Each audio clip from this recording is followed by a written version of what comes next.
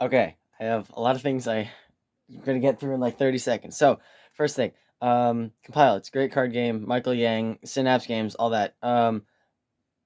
I am broke and I cannot afford Main Two. It's like the second DLC, whatever, blah blah. So, and even if I could afford it, currently game's really popular right now, blowing up on Amazon, super out of stock. Like no matter what you do, whatever like voodoo magic wizardry you do to try and get it a month in advance, it's already going to be 3 months out. Like you're screwed. So because I can't afford it and I can't get it, the next logical solution for new stimulation with the game is to make my own stuff, and that's what I've been working on in the past few days. Summer, might as well like do something with my time. So I have stuff on that screen over there because I only have my computer and this phone. Um, I have some slides, OBS recording on that. I'm just gonna be like looking back and forth, deal with it. It's fine.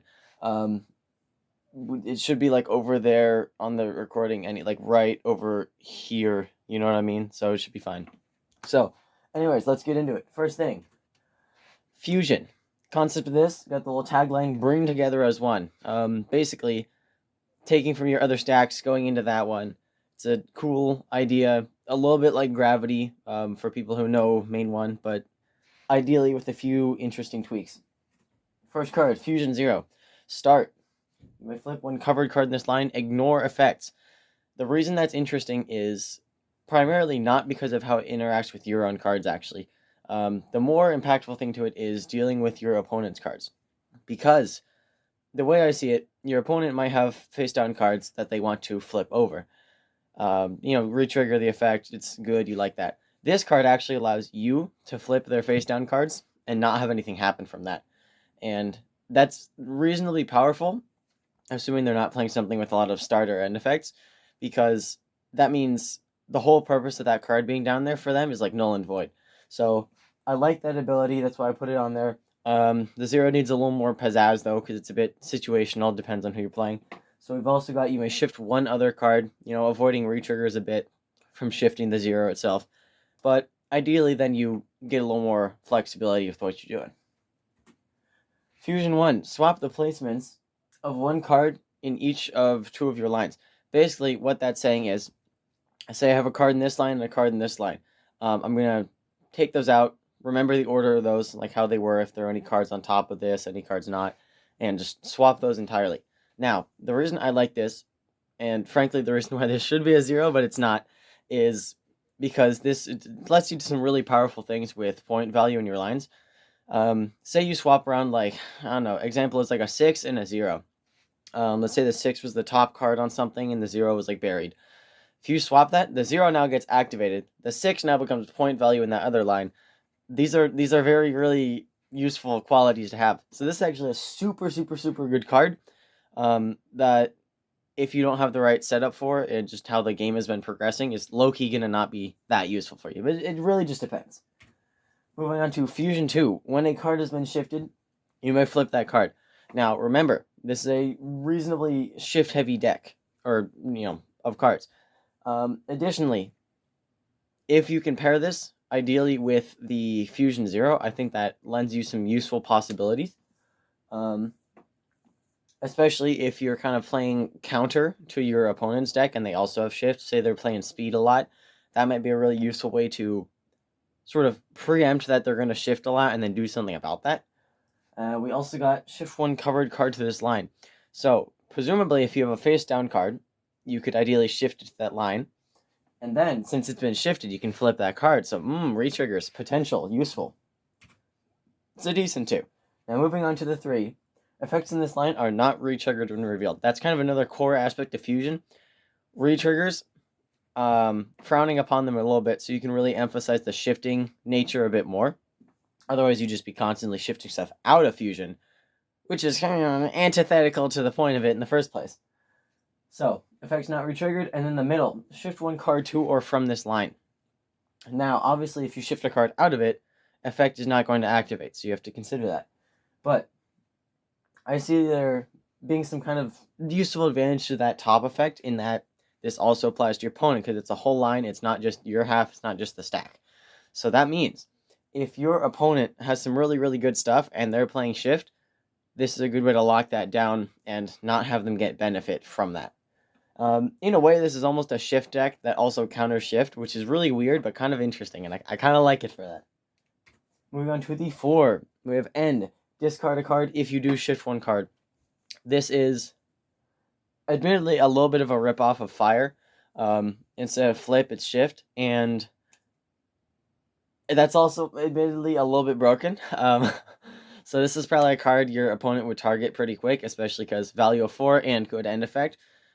Lets you cycle through your deck a bit as well, which is sometimes nice. I do believe that makes you discard a card, though. So, it's not like you get the choice. You have to discard a card. So, could maybe end up annoying you in some situations. Really just depends. And then, Classic 5. All 5s in Compile are going to be you discard a card.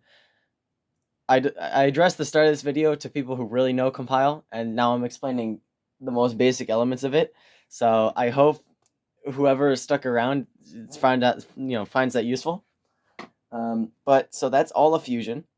Let me know what you think, and then I'm gonna do one more in this video. It's going to be Avarice.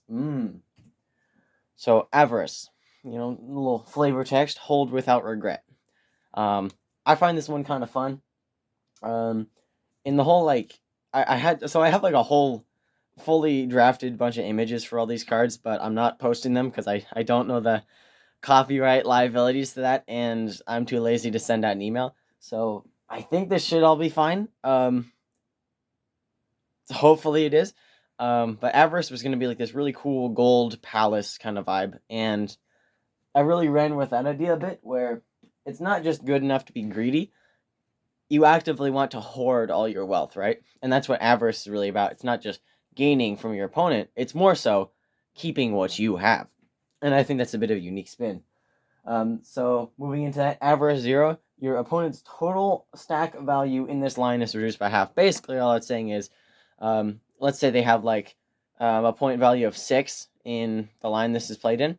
That's going to drop down to 3, because fractions.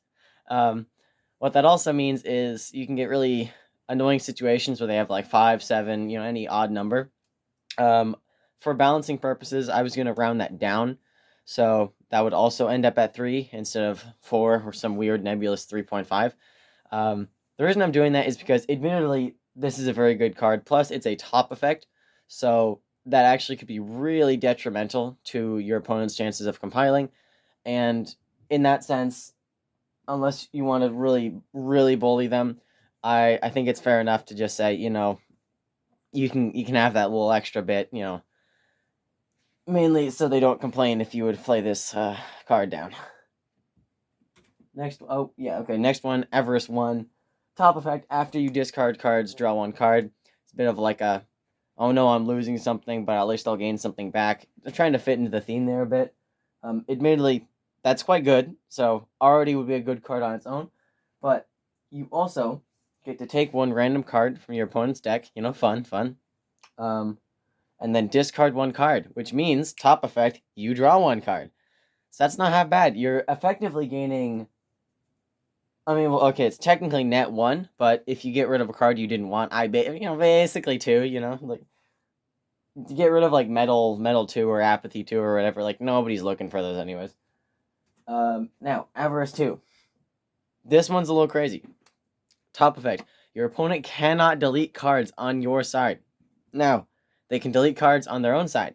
They can flip, shift, and do any other amounts of nonsense on your side, but specifically, they cannot delete. So this is great against certain things.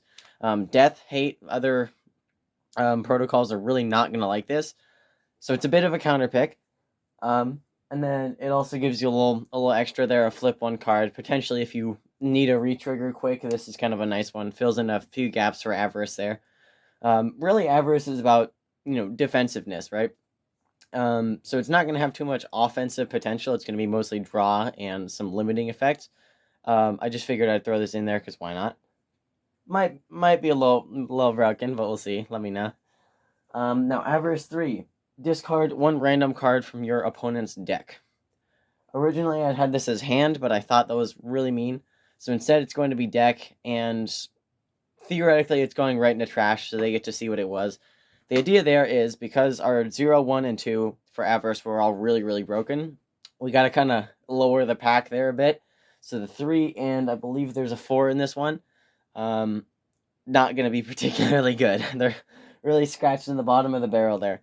But occasionally this could net out kind of nice, so it really just depends. And then Avarice 4. After your opponent draws more than one card, draw one card. Again, this is a nice little draw perk. It will get covered fairly easily. So, optimistically, you're playing this for the 4 and hoping the bottom effect pans out. This is a nice little thing, especially if they refresh or just happen to have a very nice card draw setup, because you are still netting something out of it. But it's intentionally meant to not be the craziest thing in the world. And theoretically, this, in some situations, could bloat your deck in a way you wouldn't really want. So that's always just something to consider. And then finally, we got Avarice 5. It's a 5, discard a card. That's pretty standard. You know the drill.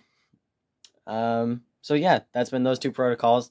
Let me know what you liked about them, what you didn't like about them. I'm totally down to do any little tweaks. If there's any like really big change stuff y'all want, just like maybe work that out thematically as a new thing. And then, that's your own creation. That's really cool. Just in that, like, if you have an idea that's so completely different, you can keep the same thematics of it, but you know what I mean? Like, at that point, just run with your own idea, because it's cool. It's yours. That's neat. So that's going to be it for those. I think I will leave off with a preview for our next one, Envy, a little flavor text of Eternal Oozing Jealousy. This one was a fun one to kind of brainstorm around, because, and I'll shut up right after this, but Love already exists, Ox 1, and that one's really about grabbing cards from your opponent. So Envy was hard to find an interesting kind of new gameplay dynamic to that, because I didn't want to just repeat that. That wouldn't be, frankly, at all interesting or worth creating a new version of, copy paste the same card. Why would I do that? So, leaving off on Envy next time. We'll see how it goes. Let me know if this was entertaining or just straight up garbage. And I don't know how to end this video, so it's going away now. Bye.